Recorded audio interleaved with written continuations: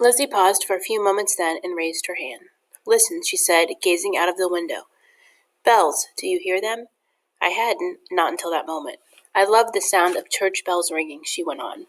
"Every time I hear a ring of bells, it makes me think the same thing, that there's hope, that life goes on. Did you know that in Dresden, every year on the anniversary of the day the bombers came, they ring all the church bells in the city? I have been back a few times now. It is not the old city, of course, but it's wonderful to see how they built it up again, out of the ashes. And when the bells ring out over the new city, they are a lot louder than this one, I promise you. But this one is beautiful. This is a gentle bell." She turned to us then. "I am sorry my story has taken so long. It's getting dark outside already. I do go on, I know. Maybe you were right after all. Maybe I should tell the rest another day. It is good of you to have listened this long." "Listening is what friends are for, remember," I said. "Did you escape?" Carl asked. "Did Peter get caught? What happened? I want to know what happened." "You see," I said with a smile, "we're not going anywhere till you tell us the rest of the story. We're staying right here, aren't we, Carl?" Lizzie patted my hand. "You are both very kind," she said. "I will not keep you long now, I promise." She stroked the glass face of the compass with the tips of her fingers, contemplated it for a while, and then went on with her story. "Without this compass, and without Peter, I think we would have never made it. He was so right to keep us away from the roads. We were to learn that it was not the cold and the hunger that were the greatest threat to us. It was people. People who might be suspicious of us, who would ask questions, who would report us. Out in the countryside, there were not many people, and if we had joined the thousands of people cramming the roads, there would have been even greater dangers to face. The planes, the fighters. They told us all about it. Some of the refugees we came across later, how the planes would come flying in low over the roads, bombing and strafing. So many died that way, soldiers and refugees, side by side. Peter and his compass kept us away from all that. But I'm sure it was also because we traveled always by night that we survived. I remember Muddy was forever worrying that we were moving too slowly, that the Russians were closing in behind us. It was true that we could often hear the distant rumble of their guns. We saw them lighting up the night sky all along the eastern horizon, and they did seem to be coming much closer all the time. After trekking through the night, Muddy must have been exhausted as we all were, but she was reluctant to stop each morning. She always felt we could keep going a little while longer. Thankfully, by the first glimmer of every dawn, Peter had usually managed to find somewhere for us to hide up for the day, somewhere we could at least be dry and warm, and even light a fire if we were lucky. It might be some remote barn or shepherd's hut or forester's shack, it didn't matter. All the time we stayed away from any towns and villages and kept as far as possible to the valleys and woods where we would be less likely to be seen. We soon discovered we were not the only ones tramping through the countryside on that long trek westwards, nor the only ones who had chosen to avoid the dangers of the road. So there were days, like it or not, when we would find ourselves having to share a barn or a shed with other refugees, mostly families like us. But once or twice there were soldiers with us too, whole units of them. Those meetings were awkward at first. No one trusted anyone in those days, you see. You never could, not to begin with. It was having Marlene with us that helped break the ice, helped dispel the suspicion. They would only have to see Marlene, and Muddy would only have to tell our story about the zoo and how we had looked after Marlene at home in the garden, and soon they would be telling their own stories of how they had escaped the bombing and the firestorm. All of us knew we were lucky to be alive. Strange to say, considering what we were all living through. There was often more laughter than tears, though I do remember there were many refugees who just sat there staring into nothing, rocking back and forth and murmuring in their misery. If there were no other children there, then Carly loved it all the more. Not only did he have an audience for his juggling and all his party tricks, but he had Marlene to show off as well. Somehow he had taught Marlene to kneel down and to lift her trunk at his command, and the children loved this. In front of them, he always claimed absolute ownership of Marlene. He referred to her as my elephant or my Marlene. He just loved play acting, and he was good at it too. He had slipped easily into the part of being a younger brother to Peter, mostly, I think, because he genuinely liked having an older brother of his own, a proper pal. He would tell everyone proudly that he was the only one who could handle the elephant, that his older brother could not manage her at all, and certainly not his sister. He played the clown wonderfully, and people laughed. I found that once we had laughed together for a while, we all began to feel there was this kind of refugee solidarity among us, a camaraderie. Sometimes so much so that we did not just swap stories, but food and drink as well. But on Muddy's advice, Peter kept to himself and did not talk too much when there were other people about, and that was just as well. The more we got to know him, the more we noticed that he did have a noticeable accent. Canadian or Swiss, it did not matter. All that mattered was that he spoke differently enough for other people to notice it, and if we noticed it, then they might too.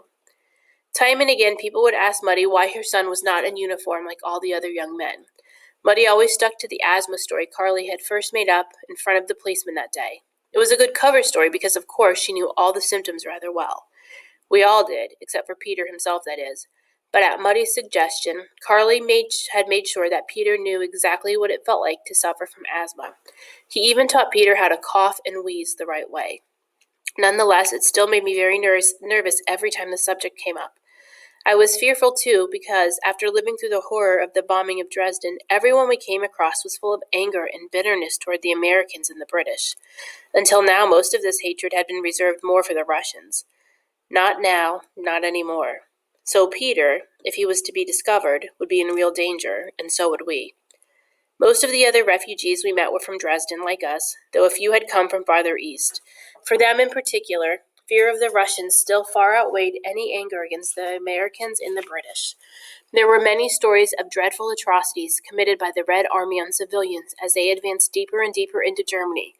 I didn't know then, and I don't know now, and I do not know now, what was true and what was not. But I do know that many of our fellow refugees were terrified of the Russians. I only know that there's always atrocity in war. We heard, too, that the Red Army was closer now than we had thought, only a few miles on the other side of Dresden. So despite all the Allied bombing, everyone thought it was better to be at the mercy of the Americans and the British rather than to wait for the Russians to arrive. Whenever we found ourselves hiding away in the company of other refugees, Peter would make himself scarce to avoid suspicious looks and searching questions, he told me. Sometimes he said he was off to look for food, but often he would excuse himself by saying that he had to see Marlene. And whenever I could, I would go with him. Not, of course, to help with Marlene at all, but just because I wanted to be with him. We wanted to be together now all we could, and alone too. The two of us would spend long hours sitting there beside Marlene, out in some barn or shed as she munched her hay or straw, whatever we had found for her. Or we would be watching her from a river bank, drinking and slushing herself down. It was during these times together that Peter began to tell me about his home in Canada, in Toronto, of the parts he had played in the theater, mostly walk-on parts, a spear carrier, a servant, a policeman, a butler.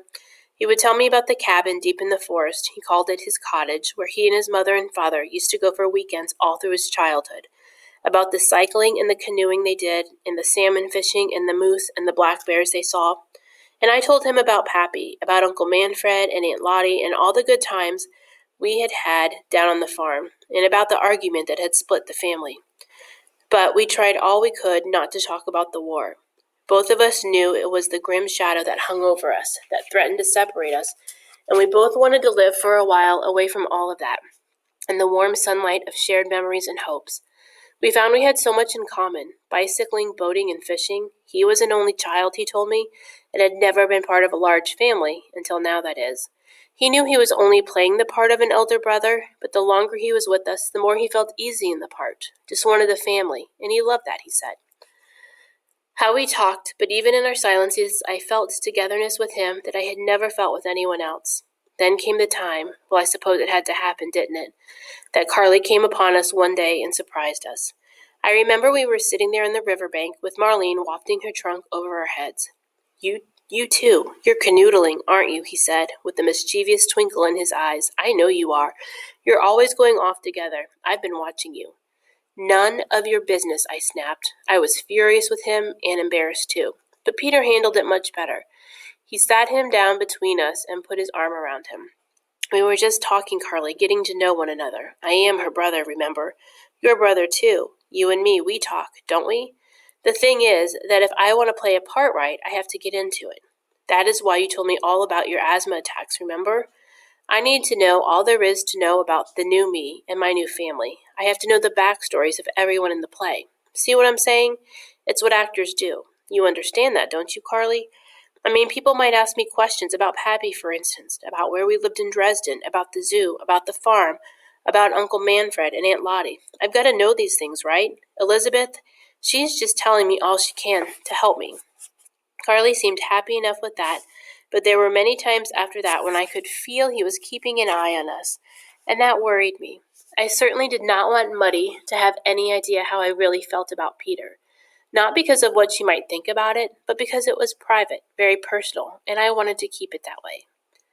The food we had brought with us from the farm lasted as long as we could make it, but in the end, of course, there was none left.